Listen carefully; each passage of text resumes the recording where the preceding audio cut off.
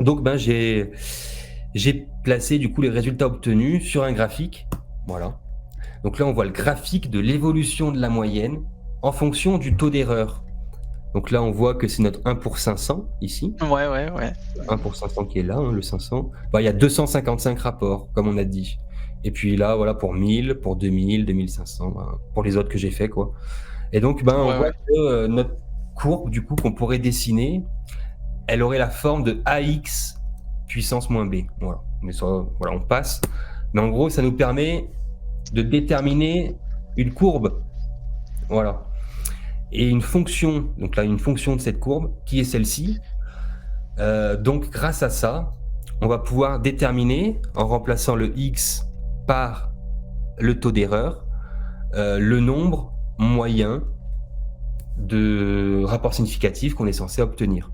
Voilà. Mhm. Donc, ben, c'est intéressant parce que du coup, on va pouvoir calculer pour n'importe quel taux d'erreur, même un taux d'erreur très très précis, par exemple 1 pour 3752,5 si on veut, Ouais. et ben on va obtenir quelque chose de très très précis. Donc là, ça c'est Bah, intéressant. ouais, parce que tu t'aperçois que la moyenne, elle est quand même bien.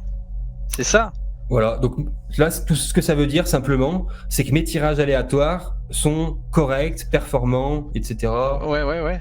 Voilà, ça a Donc été bien. déjà, tu te dis, bon, ben, déjà, c'est bien foutu là, Déjà, voilà. tu vois? Pour un Là, je suis sur voilà. des bons rails, c'est surtout ça. Déjà, là, enfin, j'ai pas fait d'erreur, je m'égare pas. Ouais, ouais, ouais, ouais, ouais. Ouais. Donc, en gros, comme on voit que les points sont très bien disposés, c'est que Ah on est ouais. bon. C'est ça que, surtout qu'il faut se dire. On fait pareil pour les écarts significatifs. Voilà, exactement Ouais. pareil. Pareil, on obtient une Et courbe. ouais. Donc là, on voit que les points sont un petit peu plus bas là un petit peu plus haut, voilà. Ici Mmh. aussi, ici aussi. Donc, on va se dire c'est un peu moins précis, mais parce que je sais pas comment dire, mais il y a des facteurs qu'on maîtrise pas trop. C'est-à-dire quand on fait des rapports géométriques, Ouais, ouais.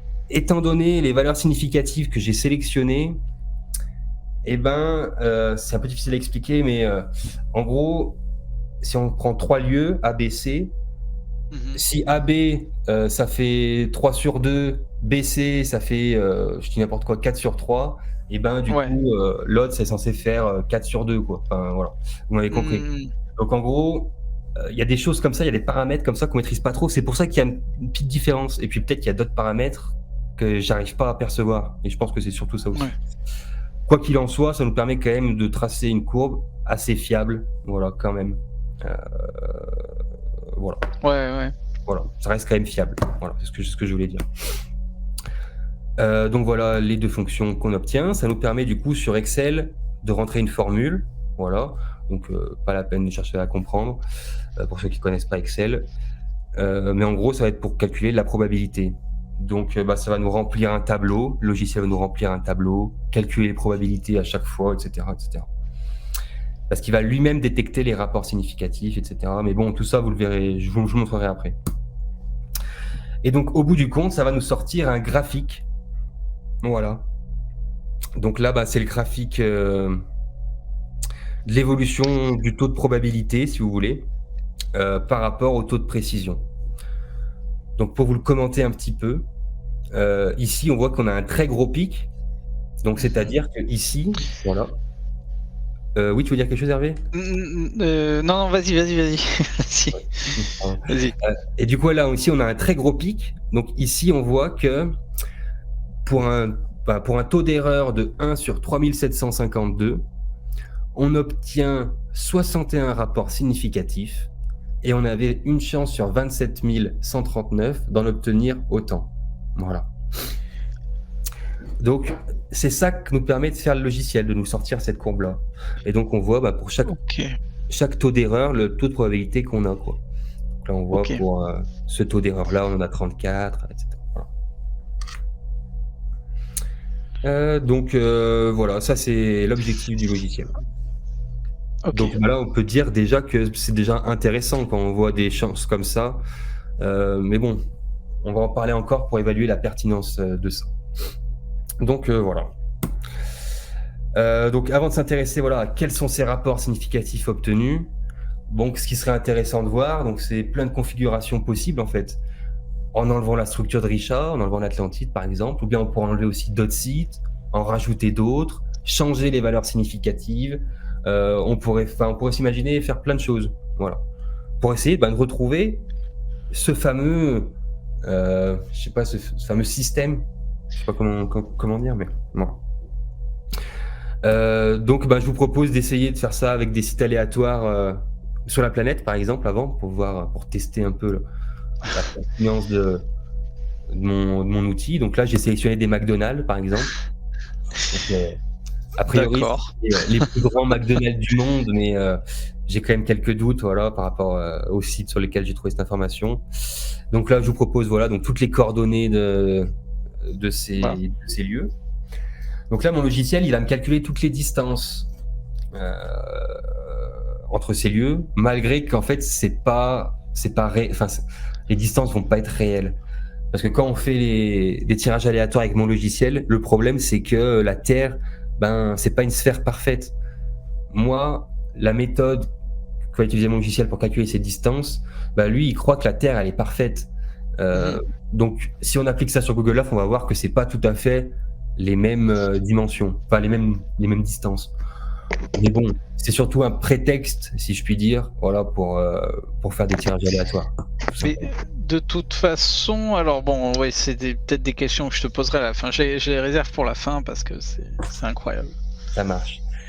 Donc là, le logiciel, il va calculer du coup toutes les distances, comme je vous l'ai dit. Donc il va me les récapituler dans un tableau. Et donc il va me refaire un autre tableau où là, du coup, il va diviser chacune des distances par les autres. Donc il va me calculer tous les rapports de longueur et l'inverse de ces rapports de l'autre côté, donc qui nous intéresse un petit peu moins. Voilà. Donc il va calculer pour chaque taux de probabilité le nombre de rapports obtenus et la probabilité correspondante, comme vous l'avez compris, et va nous sortir un graphique. Et donc là, on voit que pour les McDonald's, le pic de probabilité, il est là. Il était à une chance sur 2,6. Voilà. On a obtenu 43 rapports. Donc là, ça contraste beaucoup, ça contraste pas mal avec notre une chance sur 27 000 qu'on a vu tout à l'heure. On voit que finalement, les sites qu'on avait sélectionnés, les 11 sites et les valeurs significatives, c'était assez pertinent. Ah oui. Ou en tout cas, c'était assez improbable qu'on ait autant de rapports avec les sites que j'avais sélectionnés. Voilà. Une chance sur 27 000, c'est quand même gros. Voilà. Ouais. Donc j'ai fait pareil avec des hôtels Ibis. Voilà, donc on voit que là, le pic de probabilité, c'était une chance sur 7. J'ai fait avec un autre tirage aléatoire, complètement aléatoire, là, pour le coup. Et donc là, un tirage assez faible, ou la qualité est assez faible, donc une chance sur 2,3 encore. Et par contre, j'ai sélectionné un tirage aléatoire où il y avait quand même une grosse probabilité. Donc là, on voit un pic à une chance sur 161, voilà. Donc là, j'ai mis une petite vidéo pour voir. Je sais plus. C'est toujours sur les hôtels, là? Non. Non, là c'est le groupe B, tirage aléatoire B, donc là non, c'est des coordonnées complètement tirées au hasard pour celui-là. Ok. Voilà. Donc là j'ai essayé de sélectionner là où c'était assez grand, voilà, une chance assez grande. Donc c'était pour vous montrer que même quand vous cherchez des trucs assez grands, voilà, c'est pas non plus super grand, quoi. Bref, continuons. Malheureusement, on voit que cette façon de procéder, elle n'est pas non plus optimale. Tout simplement parce que ça concerne que les valeurs significatives qu'on a sélectionnées. Voilà, on peut pas en choisir d'autres en fait là pour l'instant. Et pour exclusivement 11 lieux. Voilà, parce que on a calculé les moyennes et les écarts types pour 11 lieux en fait. Et pour ces valeurs significatives là, voilà, si on avait sélectionné d'autres, on n'aurait pas eu les mêmes résultats. Donc il faudrait faire, par exemple pour 10 sites, pour ces mêmes valeurs significatives, pareil, 15 000 tirages aléatoires pour évaluer ça. Ah ouais. Donc c'est un petit peu long en fait de faire tout ça, donc il a fallu trouver une autre solution, voilà, pour calculer ces probabilités. Donc voilà, donc je sais plus ce que je vous ai écrit, mais bon, comment j'ai procédé en gros, je vais vous l'expliquer. J'ai inscrit un nombre de valeurs significatives, voilà, trivial, donc j'ai mélangé, j'ai mis un peu de tout et de rien, voilà, je sais pas comment dire. Mais voilà, pour tester. Donc voilà, j'inscris un nombre dans cette colonne. Voilà. Dans ces deux colonnes, ça va me calculer avec le taux de précision que j'ai sélectionné, l'intervalle où il va accepter une valeur significative comme vraie. Donc par exemple, s'il veut accepter, enfin, pour qu'il considère une valeur significative comme juste, par exemple 0,965,9, nanana, Mhm. ben, il faudra qu'elle se trouve entre ce nombre et ce nombre. Voilà. Pas pour le taux que j'ai sélectionné. Donc si je change de taux, ça va changer tous ces nombres. Mais voilà. Donc en gros, comment ça se présente sur le logiciel. Ici, dans cette colonne, ben, ça va nous dire, ici, ben, on a un rapport comme ça dans cet intervalle-là. Voilà. On en a 3 de celui-là, 2 de celui-ci, etc., etc. Et dans cette colonne, j'ai ce nombre-là, moins ce nombre, qui nous donne 0,001. Ce nombre moins ce nombre, etc. Donc en fait, ça nous donne la quantité de nombres remarquables disponibles entre 0 et 1. Voilà. D'accord.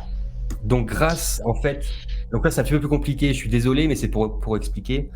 Ouais. Donc là, avec la somme de cette quantité de nombres remarquables, du coup, je vais pouvoir faire plein d'essais, plein de tests, etc., qui vont me permettre du coup d'établir cette fois une probabilité par rapport à la quantité de nombres remarquables disponibles, et non plus par rapport aux valeurs, non plus par rapport aux fonctions que je vous ai présentées tout à l'heure. Donc voilà, pour ceux qui connaissent un peu Excel, pareil, la formule. Donc là, c'est la formule pour 11 sites, la formule pour 10 sites, la formule pour 9 sites, 8 sites, etc. Donc en vert, vous avez la moyenne, et en bleu, vous avez l'écart type. Voilà, pour ceux que ça intéresse. Ok. Voilà. Donc, grâce à cette nouvelle méthode, maintenant, je peux calculer n'importe quelle probabilité pour 8, 9, 10 ou 11 lieux, donc pour n'importe quelle valeur significative que je sélectionne. Donc ça, c'est super intéressant. Ça, c'est super intéressant pour le coup. Et donc, j'observe que j'ai 60 rapports significatifs, voilà. Et donc, ça transforme un peu les probabilités. À vrai dire, tout à l'heure, il y avait une petite erreur dans le premier logiciel que j'avais fait, donc la courbe en fait n'était pas tout à fait juste. Ça nous donnait 61 rapports, tout simplement parce qu'il y avait un rapport que j'avais écrit 2 fois, donc forcément il y avait, et du coup il y avait une mesure qui était rajoutée. Donc là, c'est correct, voilà. Donc là, vous avez le vrai graphique, si je puis dire, des 11 lieux que j'ai sélectionnés et des valeurs significatives que je vous ai présentées. Ok. Donc, en fait, on n'a pas une chance sur celle que je vous ai présentée tout à l'heure. En fait, on a une chance sur 44 000 d'obtenir au moins autant si on prend du coup ce taux d'erreur. Voilà. 99,8733%. Ouais. Alors du coup, ce qui est intéressant, c'est pas forcément le pic, parce que là, on va aller vraiment chercher la probabilité qui nous intéresse le plus. Du coup, ce que j'ai fait, c'est la moyenne entre toutes les probabilités qu'on obtient sur le graphique. Donc, pour faire une moyenne de probabilité, on utilise ce qu'on appelle la moyenne harmonique. Donc, c'est pas une moyenne classique, c'est une moyenne harmonique. Et donc, on voit qu'en fait, sur cet intervalle-là, donc l'intervalle 1 pour 1000, 1 pour 9800, on a en fait une chance sur 363 en moyenne d'obtenir autant de rapports significatifs.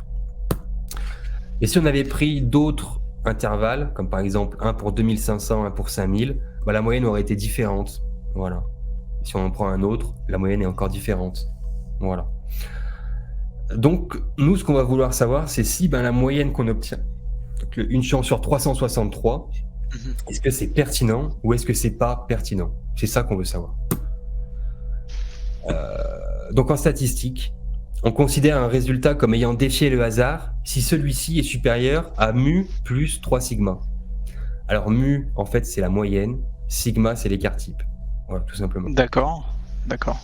Donc, par exemple, pour évaluer la qualité dans la parapsychologie, par exemple, les médiums, les choses comme ça, les zététiciens, ils utilisent cet outil-là. Donc, c'est le mu plus 3 sur 3 sigma. Donc, en fait, ça correspond à quoi? Mu plus 3 sigma, ça correspond en fait à une chance sur 370.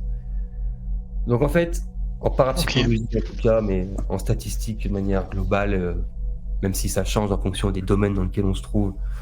On considère qu'une valeur défie le hasard à partir du moment où la chance de l'obtenir est supérieure à 1 sur 370. Voilà, pour le dire plus simplement.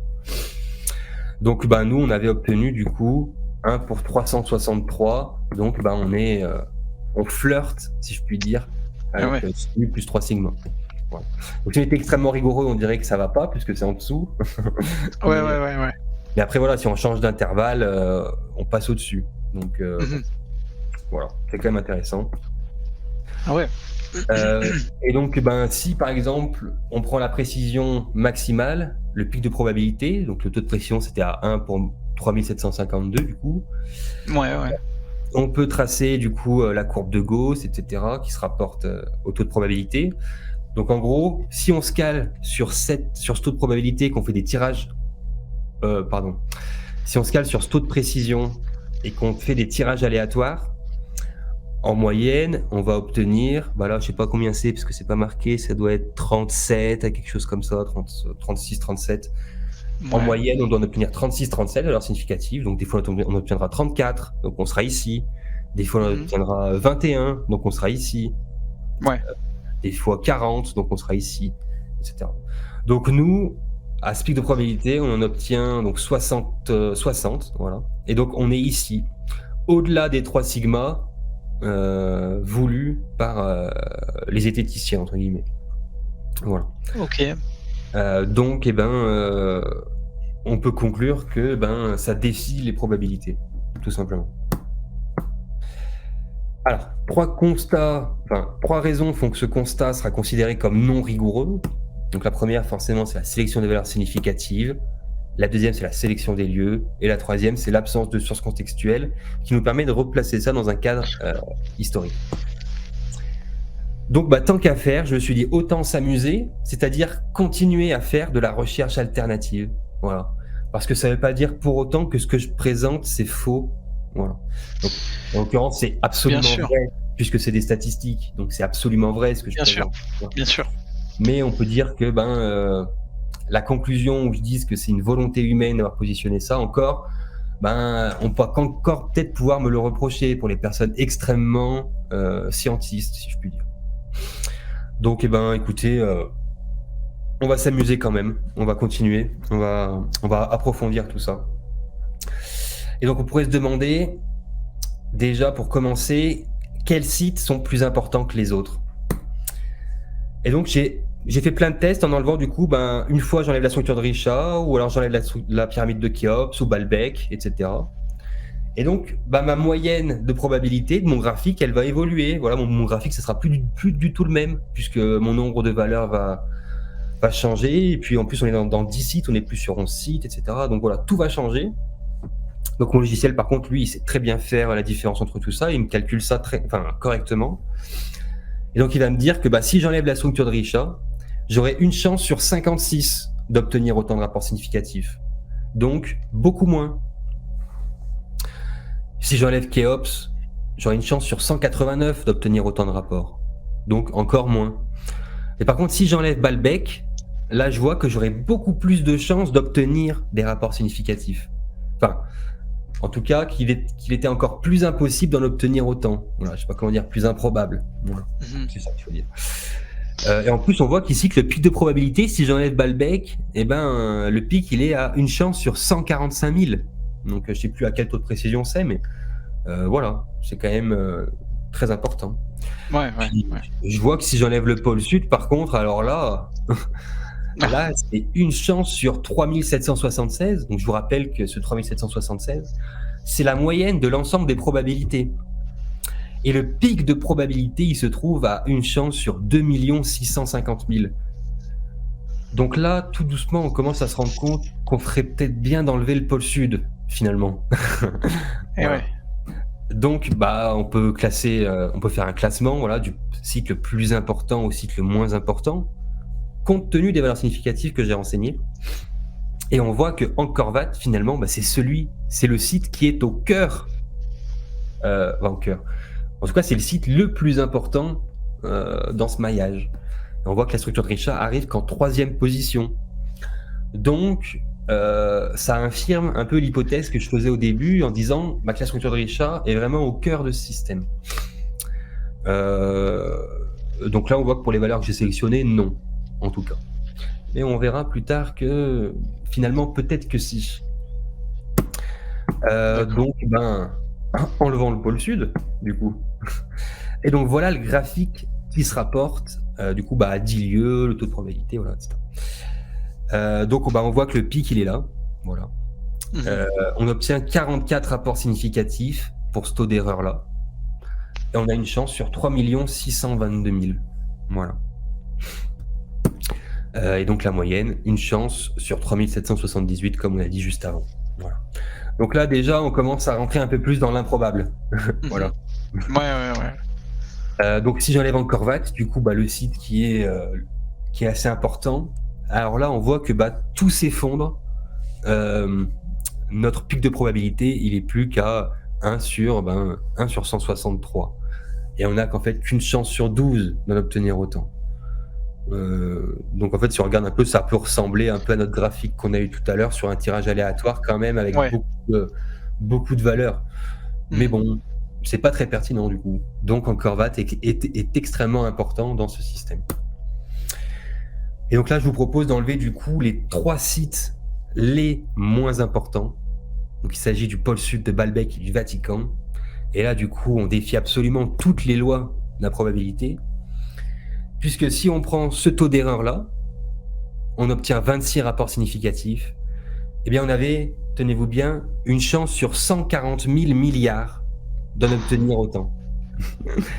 Et si par contre, et si en plus, je me mets dans un taux d'erreur encore plus important, donc je considère comme significatif tout rapport juste à 99,9862%, alors là, j'ai une chance sur 237 000 milliards d'en obtenir au moins autant. Voilà. Donc bon, là, je crois qu'on peut tomber de notre chaise. Ouais. C'est incroyable. Là, ça devient incroyable. Donc on pourrait me reprocher du coup à ce moment-là, et donc c'est ce qu'on va faire forcément, de faire ce qu'on appelle du cherry picking. Donc, c'est-à-dire de sélectionner trivialement les données du coup qui vont favoriser, si je puis dire, ce que je veux montrer.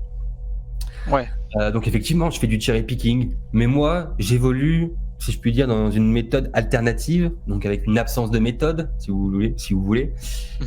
Donc, moi, je m'interdis pas de faire du cherry picking, voilà, contrairement à un statisticien. Parce que moi, en fait, je suis pas là pour prouver quoi que ce soit. En fait, je suis là pour rechercher. Enfin, c'est un travail de recherche plus que de démonstration. Voilà.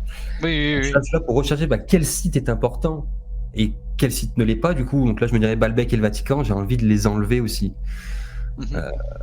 Et parce qu'en fait, je me suis peut-être trompé et ils appartiennent peut-être pas à ce système.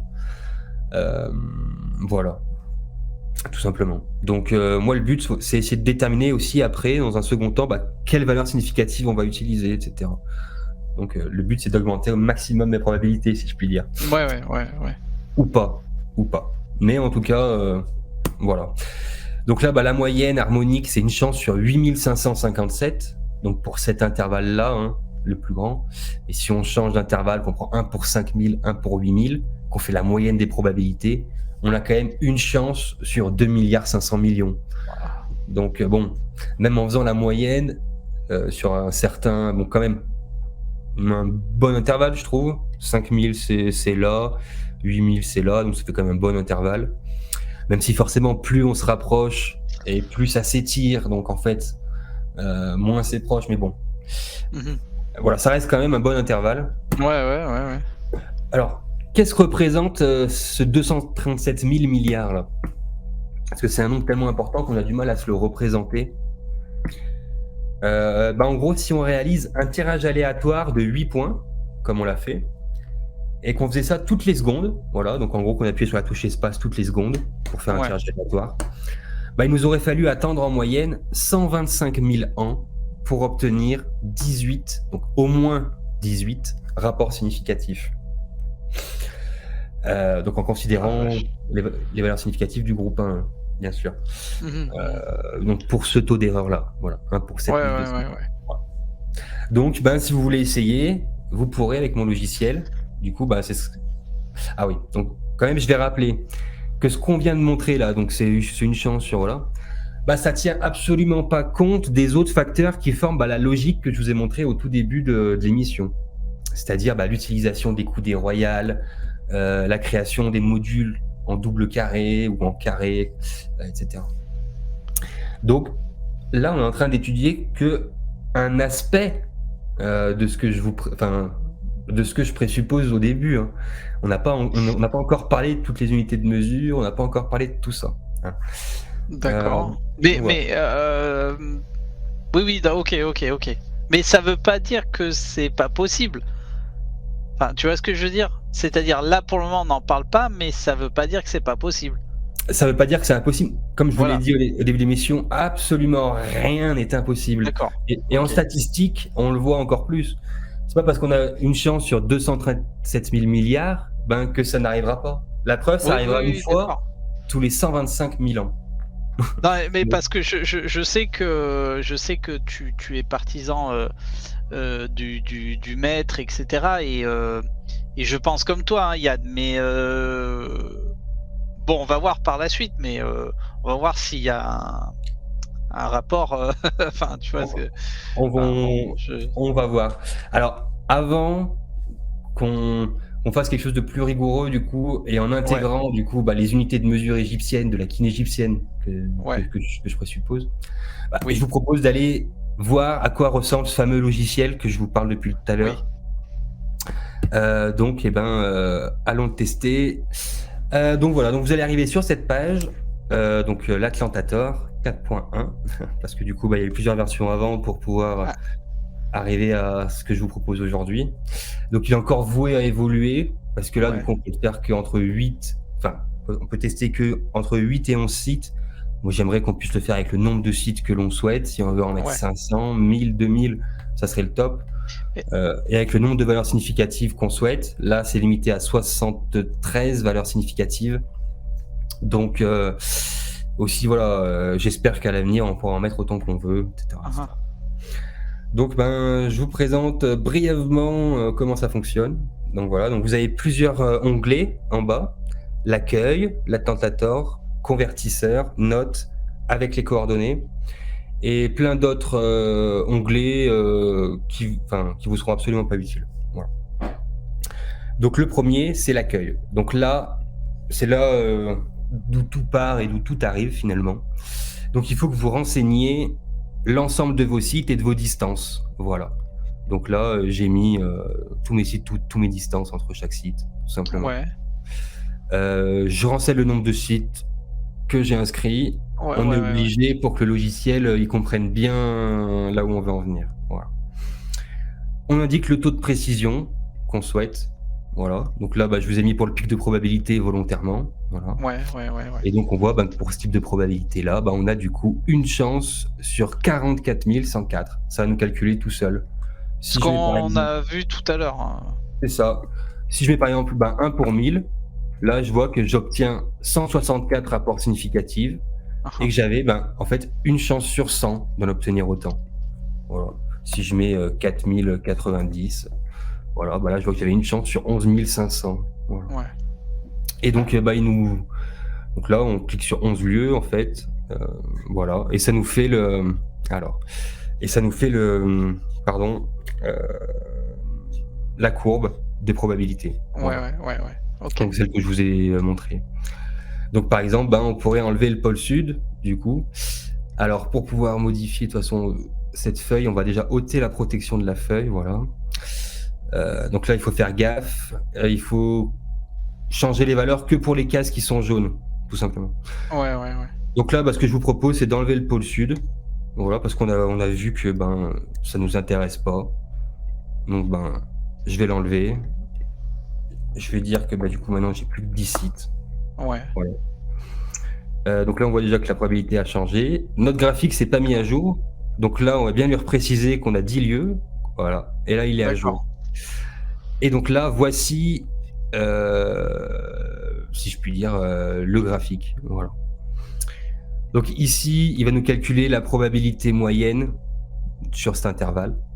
pas sur le plus grand intervalle, quoi. Mhm. Voilà. Donc c'est ça qui va nous intéresser le plus. Donc voilà en gros. Ici, vous avez la moyenne des probabilités pour plusieurs intervalles. Par exemple, l'intervalle 3000, 5000, ben, il y avait une chance sur 43 000. Voilà. Mhm. Donc vous avez des détails sur d'autres intervalles si vous voulez regarder. Ici, ben, il faut renseigner forcément les valeurs significatives. Donc moi, elles sont pré-renseignées là, mais en gros, ben, vous avez le logiciel a repéré une valeur significative qui correspond à une valeur qui est une fois plus grande que l'autre, c'est-à-dire qui est similaire du coup. Une valeur qui est 1,1 fois plus grande que l'autre, une comme ça. Il y en a 3 qui sont de cette valeur-là, tu vois, Ouais. etc., etc. Donc ça, c'est super intéressant quand on veut voir quelle valeur est utilisée ou non. Mhm. Donc on voit quand même qu'il y a un certain nombre de valeurs qui sont pas du tout utilisées. Hein. Voilà. Mhm. Peu importe. Donc, pour voir la pertinence du calcul du logiciel, bah, ce qu'on va faire, c'est que on va renseigner les valeurs significatives qu'on veut. Donc, par exemple, je sais pas, moi, je peux choisir que 10 valeurs, mais bon, on va rester sur celle-ci pour l'instant. Et donc, on va faire des tirages aléatoires. Donc, un tirage sur 10 sites, par exemple. Voilà. Donc, bah, ça me sort une courbe, ça me sort des coordonnées. Donc, avec ces coordonnées, ça me permet de calculer la courbe, etc. Et donc, ça me donne une probabilité moyenne. Voilà. Et je peux faire ça si je veux pour 9 sites. Hop. Si je vais faire ça pour 11 sites, 8 sites, Ouais. etc.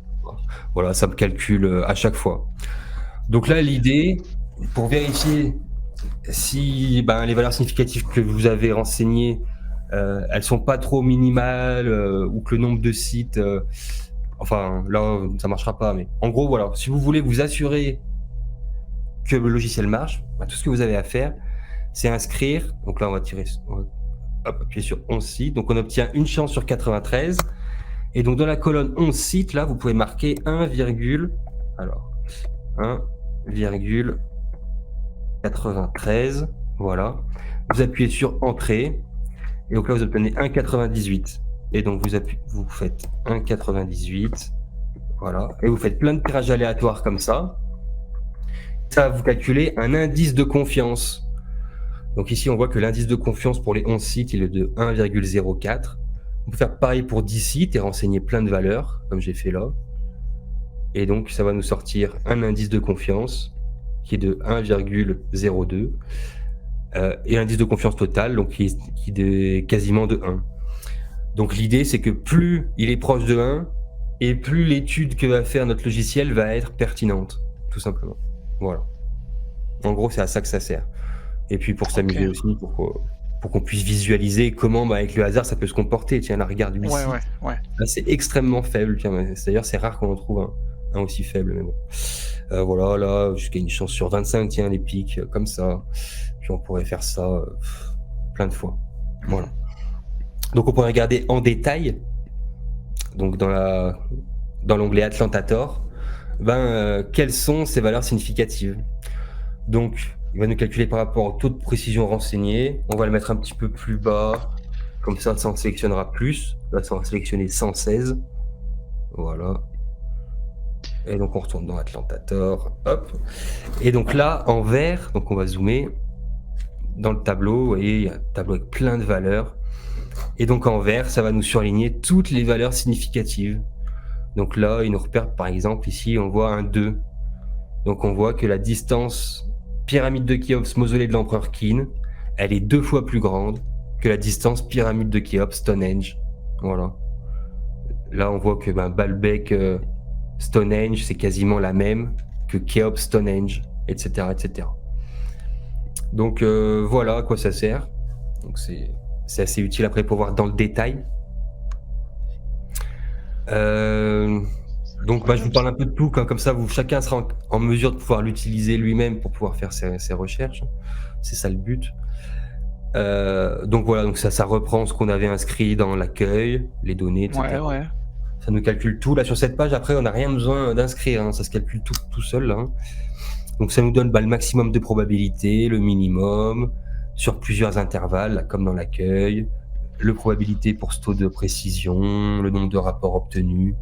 Et donc le tableau que je vous avais présenté dans dans les slides juste avant, voilà, qui se retrouvent ici. Donc là, il y a toutes les valeurs que vous avez sélectionnées, pareil, dans l'accueil, qui vont se reporter. Et puis ça va nous calculer, pareil, la quantité, etc. Donc là, vous avez un autre tableau juste après qui vous est pas utile forcément. Voilà.